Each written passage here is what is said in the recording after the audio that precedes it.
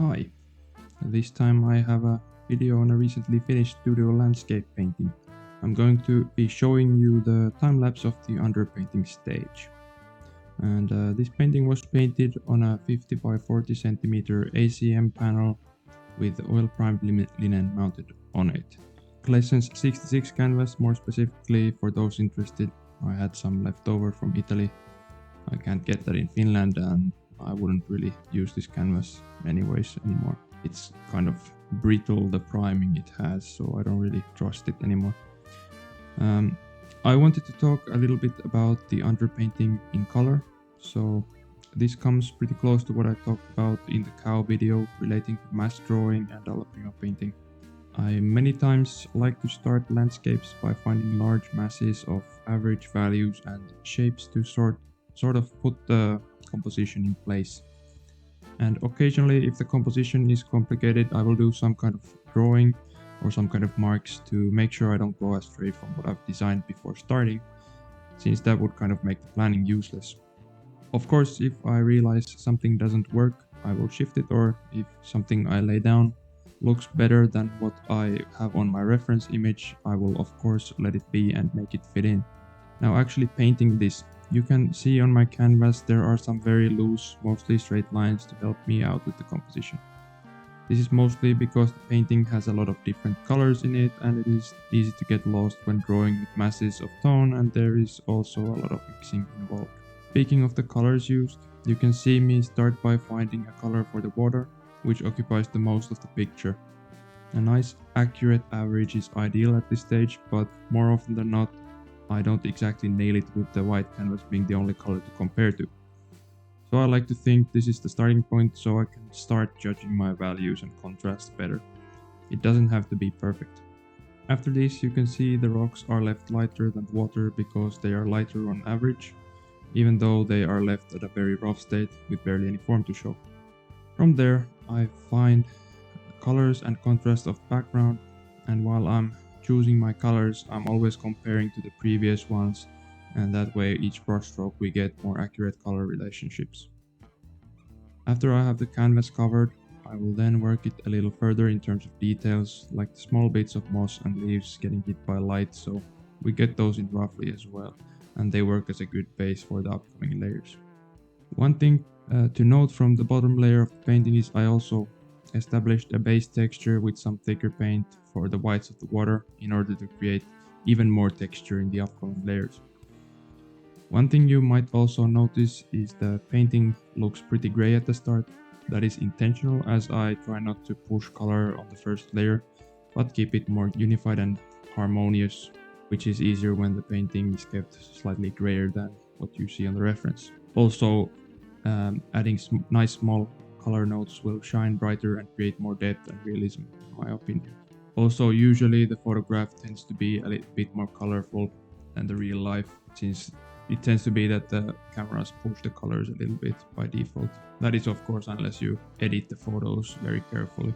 One question to answer here is why make a base layer of color? Why not make a grisaille or brunei for the value masses and paint from there? Why not just finish it in one go, basically bit by bit? I think the advantage of underpainting in color lies in the color context for the next layer. It is going to be a lot easier finding the nuance in the color when you have something pretty close to home to compare to underneath. Another thing is, you have a full picture to compare to, and any things you consider mistakes, you'll find those easier at this stage. And this stage takes only a fairly little amount of work, usually 2 to 3 hours maybe, as refining tends to take up most of the time when working on the painting. So spending a little bit of time getting a big picture and then being able to fix your mistakes pretty easily is an advantage for sure if you plan on spending a lot of hours on this painting. It's easier to fix things at the start than at the very last stages, at least bigger changes. Also, if you do the underpainting well, for your purposes that is, of course, like having something done well is subjective. You can leave parts of it showing, which can create nice depth and mystery to the final painting when every brushstroke is not or every color on the painting, let's say, is not, it's not very clear how that was achieved, and that kind of creates interest when it's not so easy to decipher. A more technical thing that comes to mind is the paint texture, if you're into that, meaning you can build up brushstrokes and paint thickness, etc. With the layers and create some beautiful effects like that.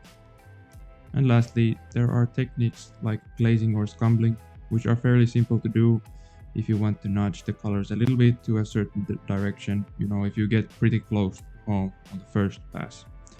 And you could, for example, add a little bit of chroma or darken something slightly, which would be more simple to paint as the first layer. But in this case, one needs to mostly cover the underpainting with paint if you're about to make a full color painting. So you can't really make that much use of the underpainting for your color choices.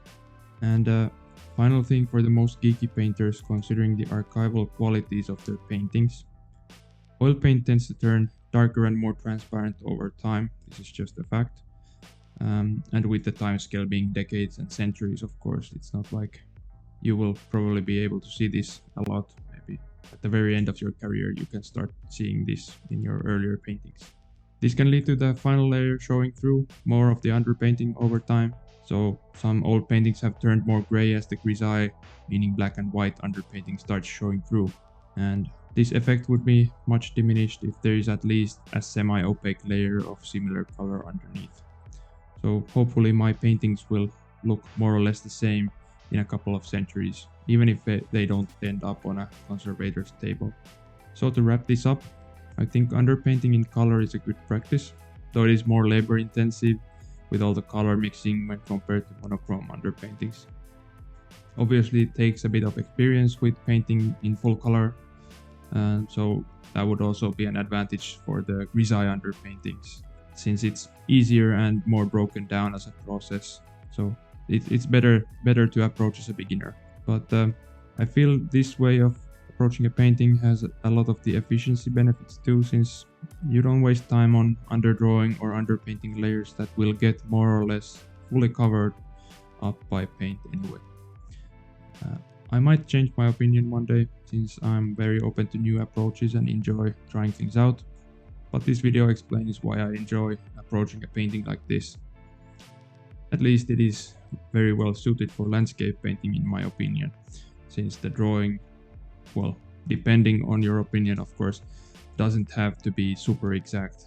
In landscape painting it is easy to paint a tree that looks like a tree, even if it doesn't look exactly like the tree that is in your photograph, as opposed to something like a certain person's portrait, which has to be very exact, and that can be more difficult to achieve in mass drawing. Well, just to mention, this painting is going to be exhibited in December in Kehystarina, Tampere, Finland. So if that interests you, stay tuned and check out my Instagram and or website for updates on this stuff. And I will probably be posting more of my paintings that are coming for that show as well. The paintings featured will mostly be landscapes, and there will be some still lifes as well. So thanks for watching. I hope you enjoyed the video.